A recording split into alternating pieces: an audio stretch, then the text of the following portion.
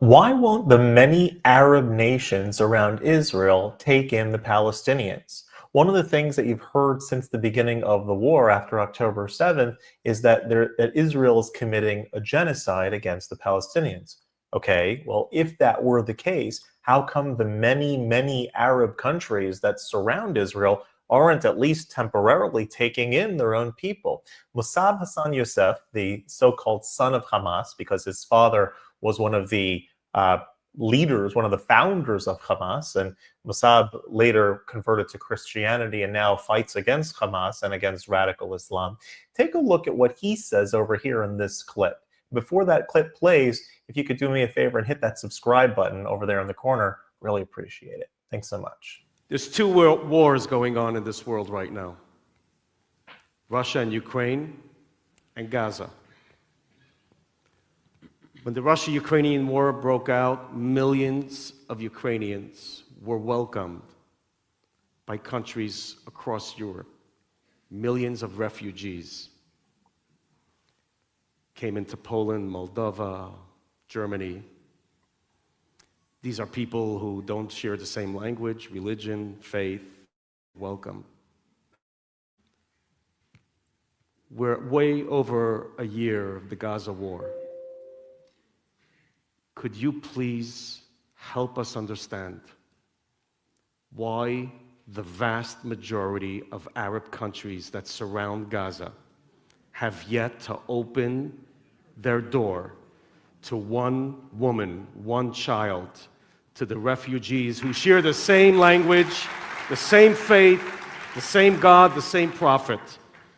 Where is the brotherhood, the sisterhood, the saving of life?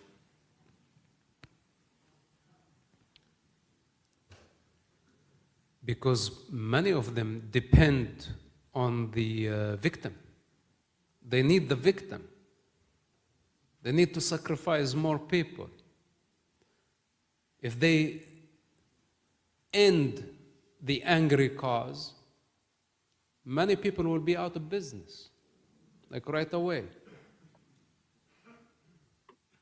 Ayatollah depends on the Palestinian or the Arab suffering,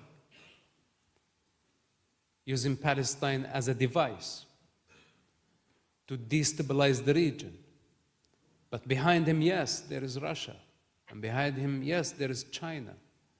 With due respect, these people haven't condemned Hamas since the beginning of the war. Every time they opposed condemning Hamas in the Security Council. Believe it or not, at the beginning of the war, I was sitting on the Security Council with the Israeli delegation, just right next to Russia and China, watching what they were doing at the United Nations. It's insanity. They know what Hamas is. And it was not coincidental that October 7 was Putin's birthday. Hamas gave him a birthday gift to distract all the eyes from Ukraine. Okay, I don't believe in conspiracy theories, but what a coincidence.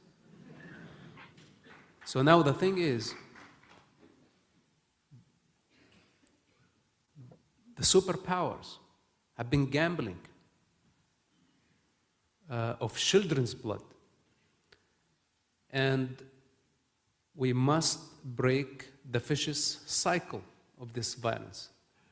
The Arab countries, they don't care. They're all corrupt leadership. The Saudi Arabia, people now say Saudi Arabia, even the Arab Emirates. When I saw my Jewish friends going to Dubai, I was like, what are you doing? Don't go there. This is everybody who tells me I go to Dubai or Abu Dhabi, I tell them don't go. Come back. And they think it's just normal. And we saw what happened a few days ago. I'm not saying that this should make us afraid, because we want to build bridges with the Arab world, and I encourage that. But we are surrounded by lots of enemies. These countries, you go freely to Dubai and Abu Dhabi. I cannot go. I cannot go to any Muslim country, to any Arab country. For the past 15 years, I cannot go anywhere. So, they don't want to end the conflict. I was yelling out loud from the beginning of the war. I said, open the border. Let the most vulnerable, children, women, civilians, go through a safe passage into Egypt, into Sinai. If it was up to me, in fact, I would compensate all the Gazans, give them the freedom to take a little bit of money and go and start over somewhere else, far away from there, if they don't want to coexist with Israel, if they don't want to live peacefully, if they want to keep causing trouble. And that goes also for the people of the West Bank. And by the way, some of the Arab communities within Israel, if they don't want to respect Israel's right to exist, then go somewhere else. You know? I'm willing to start a fund to buy their property and overpay them for that. But then I would be accused of ethnic cleansing. The thing is, I don't care, because I am not under the influence of what's so-called international law. There is no such thing. This law was meant to serve the powerful. And I don't want the children to continue dying because of the sins and the burden of their forefathers. So yeah, they don't want to take the children. They don't want to solve the situation. You know what's in common between all Hamas leaders, from Haniya to Sinwar and the rest, Zahar, Rantisi, all these people, and Yasser Arafat? All of them were born Egyptians. Sinwar's birth certificate says on it, Egyptian. Haniya, Egyptian. All of them. And in the West Bank, Jordanians. So they don't want to get along. And they were given the opportunity to self-governing, and they failed terribly. Instead of building a society, building a nation, they smuggled weapons. And we saw what happened on October 7, and you and I, we know that Israel cannot afford giving them a state, so they can smuggle more weapons and cause more trouble. This is everything that they can do, trouble and violence. So with that said, there has to be a deal with the Arab world. Egypt, the United States, instead of funding the thugs, Palestinian thugs, billions of dollars, they can rent a much bigger land than Gaza, push the border into Sinai, which basically was the land of Israel, given back to Egypt for peace, no? It was a big mistake. Big mistake. So practically, there has to be a solution. And maybe, I don't know, we could be heading to World War III. We could be heading to much bigger war. Hopefully not. But if there is going to be a moment, I don't know. Gaza, this is a nightmare. It's a nightmare for everybody. And by the way, for the next 15 years, it's going to take them only to remove the rubble. Just for your information, it's going to be a disaster. Disease is taking over. Don't think, when I said from the beginning of the war, and I don't know where that I channeled, I said, wait for the wrath of God. See God in action. And God is not just speaking through human weapon.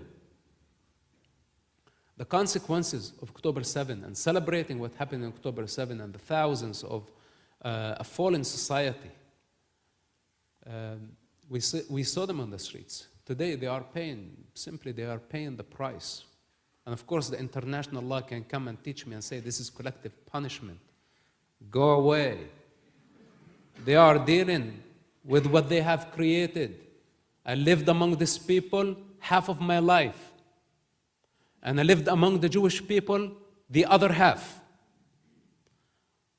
I understand this culture, I understand that culture. One of them is the death culture. And they need to realize, sooner or later, that Israel is going nowhere. that God is real. And the false narrative is not going to give them any satisfaction. So let's see how this is going to develop. But if it was up to me, at some point, I'm sorry for the long answer. I was so frustrated, I didn't know what to do, and I was appealing to everybody, to the United Nations, to the Egyptian president, telling everybody, open the border. When nobody answered, I put a reward. At that time, it was big money for me. It was $10,000 to any Egyptian from the Rafah side of the border who take a bulldozer and break the fence. And I promised them, if you do that, I'm going to pay you $10,000 and get you out to safety.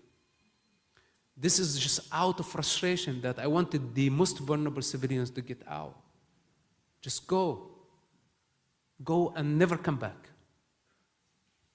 It's too much pain, too much suffering. They cannot understand, they cannot coexist, and I don't know how I'm going to fix their mentality.